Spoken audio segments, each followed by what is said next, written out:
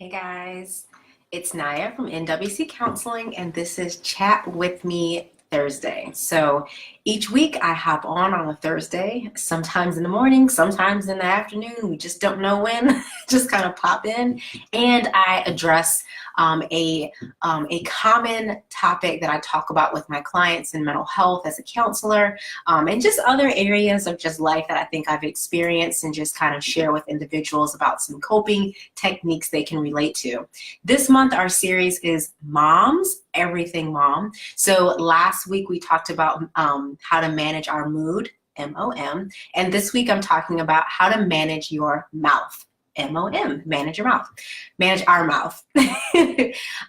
So let me pull up my notes real quick because I don't want to be on here just talking and just shooting the breeze with you guys and wasting your time, because you could be doing something more productive, like watching Law and Order, or, doing something else. So, okay.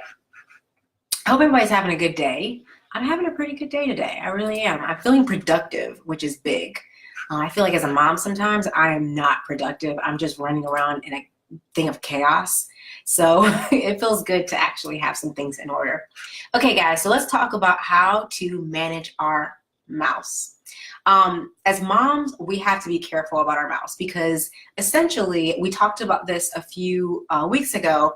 What we put in the atmosphere, the tone that we set in the atmosphere of our homes, is that it sets the tone. So if we're having a crappy attitude, or we're having a really bad day, that really influences the tone in our home. And so it can actually influence the way our spouses, our partners behave, and definitely the kids. The kids can sense when mom is, in a frenzy, or when she's freaked out, and that might even put some tension in the house between the children and mom, as well as your husband or your partner. So something to think about is, as moms, we have to consider our mouths. And the reason why our mouths will set the tone is pretty much, I tell anyone from any background you're looking at, whether it's spiritual, whether it's, if you're not spiritual, you're like, you don't believe in religion. There's the whole idea of karma. There's the whole idea of the universe will bring to you what you put out.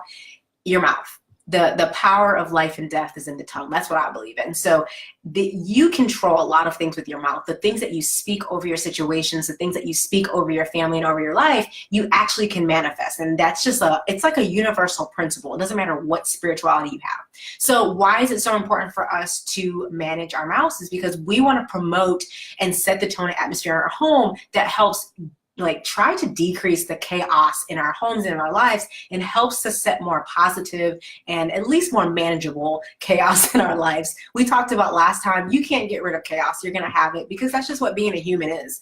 I'm not any kind of miracle worker. I don't make clients' problems disappear, but I do help them learn how to manage it. So how to manage our mouths. The first thing is, you want to speak life over your situations. I get in the habit of saying things like, oh my God, these kids are driving me crazy. You can't say that, because if you say it enough, you start to really believe, no, seriously, these kids are trying to kill me, You start to have this outcome. Let me make sure this is recording. You start to have this outcome that your kids are really trying to kill you. And you may start to it messes with your brain. You may actually start to think people are out to get you. You get paranoid. So you have to be mindful of the things that you say that come out of your mouth. Also, just things how we say things about us as moms. I'm a terrible mom. If you speak that into your atmosphere, you are probably going to feel worse about your parenting skills, because you're speaking over yourself in such a negative way that it really feeds back into yourself.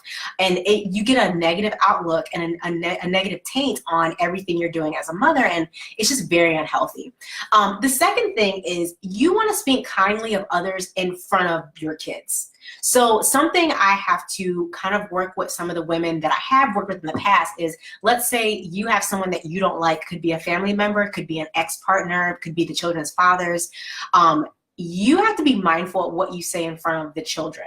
And that's so important, because our children not only are listening to everything, I mean everything. I swear, I can tell my son a whole speech about something, and 2 seconds later hit my big toe on something, and the F-bomb flies out, and that's the only thing he's heard. He didn't hear anything else. It's are you serious? So sometimes it's just, really interesting because, you know, we have to be kind of mindful that we have little ones in the home that are watching us and they are mimicking what we're doing.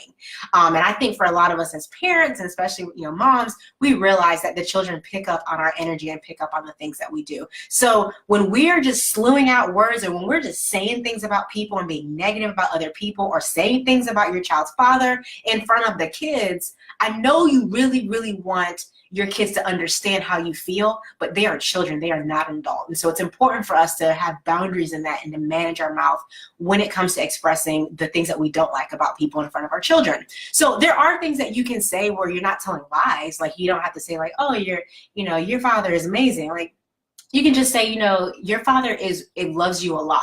You know, he cares about you a lot. And you might have to just end it right there. Like, if you don't have anything else nice to say, you might have to stick with something like that. Okay. Lastly is you want to model your language and communication skills. So if you are talking with your children and when I was growing up, my mom used to tell me all the time, do as I say and not as I do. And I'm just like, what? So basically she meant like if she was smoking cigarettes or doing something that she would tell me not to do it and I couldn't do it, but that if she did it, it was okay. Like, I don't know, it was weird. So I try to be mindful of that. I try to keep in my household that we just don't do certain things. Like, we don't disrespect each other. It's not nice. So if my son feels like I'm disrespecting him, or maybe, you know, there are certain things, of course, like if he feels like I've done something to disrespect him, he'll say that, and then I'll be like, well, I'll think about it. Did I disrespect him? I have to remember that the things that I say to my children, if they say it to someone else, is it going to be okay? Am I telling them that this is okay to say to some people, but not to other people? Like, I have to be so mindful of that. So sometimes as moms, we have to be extra cognizant of what we are teaching and showing our children, especially when it comes to how we are modeling our communication for our kids, because they're watching. And trust me, the things you're doing at home with your partner when they piss you off, your kids are going to school and trying that out with someone at school. So I've learned firsthand, my son, and from the teachers, that he has stood up in the class and said some things that I'm like, oh my gosh, like, no, why would you do that? No. So just being kind of mindful of that. But that is it for today. Let me know what you think. Are you a mindful mom? Do you consider your mouth, are you like a pirate mom? Like, I'm definitely in that category where you just say stuff off the rip and your kids run with it and you're like, no, no, no, no, no, don't say that. It just seems like for some reason that happens. Tell me, so I'm giving you guys some instruction today. Tell me what is a word or a phrase that you say in front of your kids all the time that you hate. I know in our household, we're very sarcastic. And so we'd be like, what? Or stop playing. And Adrian says that. And I'm like, don't say that at school. Teacher, don't do that.